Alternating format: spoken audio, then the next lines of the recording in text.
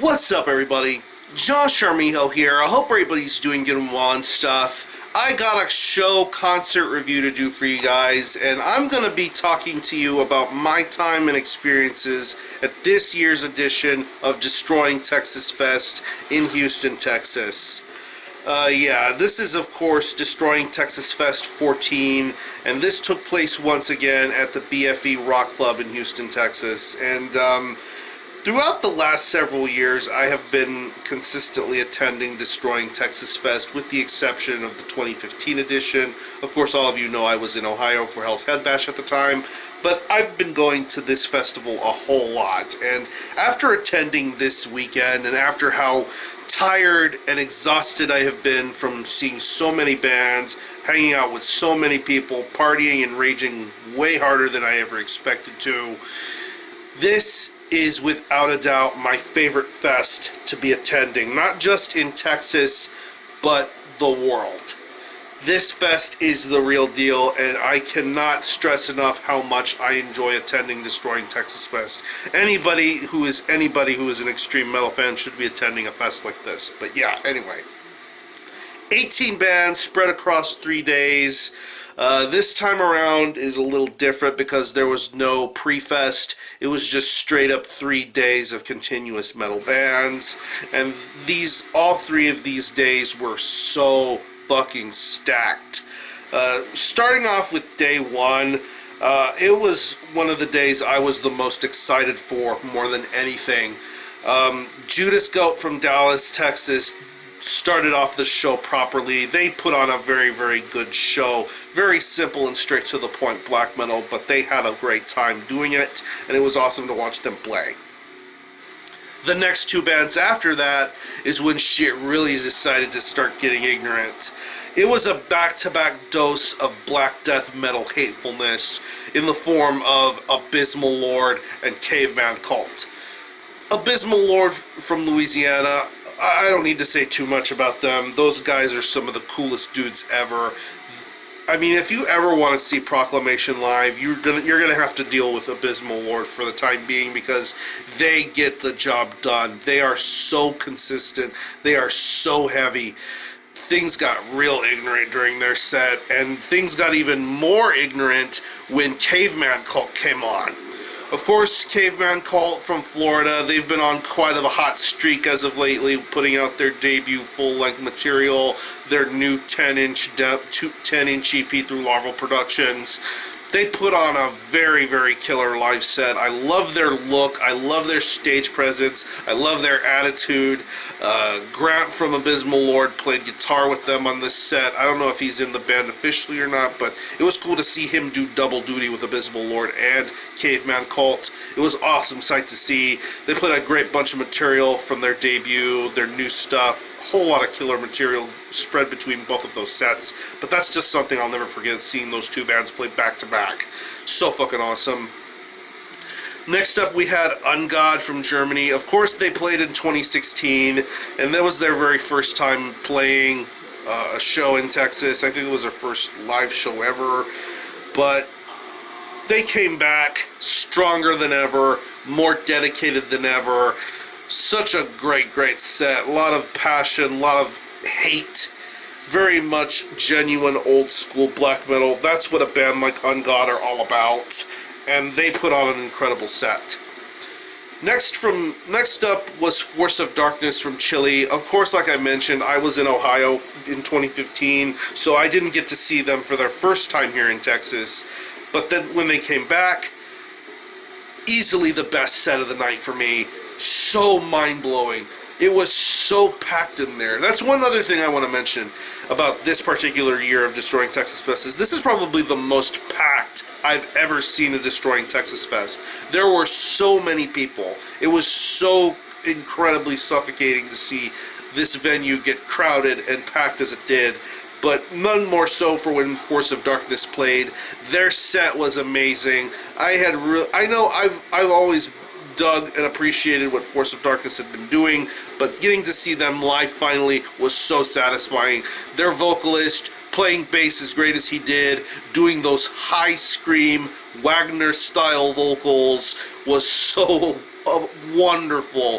The riffs, the drumming, the music, the varied set list, it was just so awesome to see. I really enjoyed Force of Darkness' set. And the headliner for day one was one of my most anticipated ones, being Sadomator from Denmark. Of course, you already know how I feel about Sadomator. You see the box set hanging right there. I was really, really excited to see them play, and pretty much this was a little bit of a eclectic mix of people involved, because you had Seventh Blasphemer from Sadomator in the band, but you also had people from Satanic Goat Ritual doing guitar and bass, and then you had the vocalist from Necro Holocaust doing drums and vocals. It was such an awesome, tight-knit unit to see these guys play live. I mean, they were the headliner I stayed the most for, to be perfectly honest, because I watched a lot of the headliner sets, but this was the one I was the most into, because I fucking love Sadomator, and they were so good, so evil, so nasty sounding. I mean, Baphomet's Vomit, all the classic stuff that you would know a band like Sadomator play. They did all those songs justice, and it sounded awesome. Yeah, day one was so awesome. Moving on to day two now. Little bit of a breather from all of the craziness that happened during that day, but still it was an amazing time.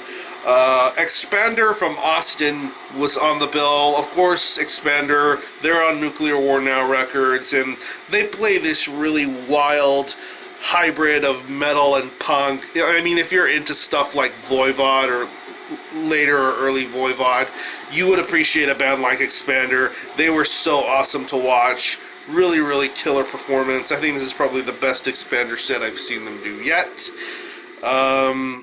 Satanic Goat Ritual were next, and I enjoy Satanic Goat Ritual. Any single time I get to see them play and do their thing, they're always doing awesome stuff. Really, really great band. Once again, Seventh Blasphemer from, Sadomator decided to get up on stage and join them for vocals. It was a pretty cool sight to see, but unfortunately the set got ended prematurely. I felt the set ended very, very prematurely, and I don't know why. I don't know if something technical happened or if whatever, but I thought the set got cut way too short, which is unfortunate, but Satanic Goat Ritual are awesome to watch anyway. Next up is Volan. Originally, the Deathstrike and Zemial were supposed to be involved in this set, but both of them respectively canceled, so they ended up getting replaced with two very awesome replacements. Of course, one of them being the headliner for day 3, which I'm going to talk about soon, Mortuary Drape and Volan. Cool enough that both of those bands were going on tour anyways, but it was cool that they were able to land a date in Houston for Destroying Texas Fest. I mean, I saw Volan last year at Destroying Texas Fest, and they were amazing. This year is no different. They played as a trio this time around, which was surprising. I didn't know how they were going to pull it off without an extra guitarist or the keyboards to add some sort of essence or ambience or whatever, but Volan were phenomenal. Probably one of the best Volan sets I've ever seen for just being a trio. The guitar riffs, the vocals, the emotion, the passion, it was all there. It all sounded sick. I loved every single thing about Volan's set. It was so awesome. Next up is probably my favorite band of day 2, that band being Antichrist from Canada. A very infamous band representing Ross Bay Cult. I heard a lot of great things about their particular live set and how they got things done, and of course, this band looked and sounded like a fucking Ross Bay Cult band. Sunglasses, bullet belts, face paint on the eyes. It was so fucking good. I mean, this set brought out the rowdiest crowd you could imagine. A lot of stage diving going on in certain parts, I think. A lot of crazy mosh pits. This set got violent, and I love their set. I love their look. I love their sound. I love the way that everything felt. It was a genuine black and death metal sort of set going on from Antichrist, and I really enjoyed their set the most out of everything that Friday. Next up, we have Hellwitch from Florida. Hellwitch are a band that have a lot of sentimental value to me because when I saw them for the first time in 2011 with the Gore Growler Small Festival, they were one of the very first bands I ever saw at a fest, and so anytime I listen to them or get to see them, there's always a bit of a sentimental value there for me. But here with this set, they had a brand new lineup. They played a lot of classic stuff, a lot of old material. The new material sounded sick. I got really hyped up when they played stuff from Sigil Miscreancy, and it was just so killer to see them do what they knew how to do best with a brand new lineup. It was absolutely amazing. I really enjoyed this Hellwitch set, especially when they played stuff like Nosferatu and all those other songs from Hellwitch, from Sigil Miscreancy. It was fucking awesome. And the headliner for day 2 was quite an interesting one. We had Sabbat from Japan. Of course, Sabbat being a very prolific, legendary band to come out of Japan. Of course, their vocalist, bassist, Gizol, with the tank top and short shorts. Very much high energy, high fun from the get-go. I love this band's style and music. It was very fun to see them play and do their thing. Of course, things got even more rowdy and more packed during their set. A lot of energy, a lot of emotion. I love Gizol's vocals when he did his... When he emphasizes his accent, when he does those high-pitched sort of high-note sort of singing, it was so cool to see him do that. Of course, the set was awesome. Unfortunately, I had to dip out a little bit during their set, which meant I missed out on seeing them play some Metal Lucifer shit, which, fuck, I wish I would have seen that shit, but... Still, nonetheless, Sabbat were great. They put on an awesome set and definitely set the tone for the final day of the show to come. Oh yeah, by the way, what we were listening to some Morbosidad. This is the self-titled album with their second album, Cogete Dios por el Culo. Very sick. But yeah, day 3. Unfortunately, I missed out on getting to see Hod and Hellfire Death Cult, but of course, I'm optimistic that both respective bands put on killer sets. Hod are always a blast, probably one of my favorite bands from my hometown, and Hellfire Death Cult, absolutely killer stuff. But yeah, it's interesting that I mentioned Morbosidad because they were the band that I walked into when the set started, or was nearly continuing forward. Yeah, Morbosidad... Very legendary band. This, from what I understand, will be their last show in Houston. I mean, after the scheduled tour dates that they have for this year and for 2019, Tomas is going to discontinue the band. It's not going to exist anymore, so it's a shame, but I think that this band, Morbosidad, has put on an absolutely amazing career, and getting to see them play live with Destroying Texas Fest was no different. I really enjoyed their set. Pretty much typical booze-ridden, Bible-burning brilliance. That's what Morbosidad was all about, and they delivered an absolutely tremendous performance. So much awesome to watch and listen to. Next up was quite an interesting one because on Friday we had Ungod play, but Thursday we had Ungod playing, and then Saturday we had Baksaksaksa. Now, of course, Baksaksaksa is the band that predated Ungod, and their set consisted mainly of stuff off of their Hellfire demo, and maybe a cover song or two. I think they had an Acheron song on their set list. I'm not sure which one, but yeah, this was fucking cool to see them, members of Ungod, play as Baksaksaksa, do their thing, sound as heavy as they did. They had a little bit of a different sort of aesthetic. They had hoods, they had black and white face paint, they had keyboards, they had a theremin. That was so fucking cool to see. I really enjoyed their set a lot. Next up for day 3 is the band that I was the most pleased and excited with, and this was one of the rowdiest, most violent sets I had ever seen. That band, of course, being Mortuary from Mexico. They were phenomenal. They really showed a lot of strength, a lot of passion, a lot of energy. Getting to see them play a lot of stuff off of Blackened Images, which of course is their legendary debut album. I believe they played that album from front to back. It was such an amazing thing to see Mortuary play their set and incite so much energy and fear into the crowd. I mean, the minute they played Abyss Angel, or whatever the opening track is off of Blackened Images, shit got wild. There was rowdy pitting. I think there was a fight or two that broke out in the pits. I don't fucking remember. It's all fucking crazy stuff. Mortuary put on an incredible set, and the love was there, the passion was there. Everything about that set was perfect. I fucking love that Mortuary set. And keeping up with Mortuary, we have the headliners for day 3, the legendary Mortuary Drape from Italy. Absolutely legendary black metal band, Black Doom, Black Death, whatever inspirations you think of, they probably have it. And Mortuary Drape were awesome.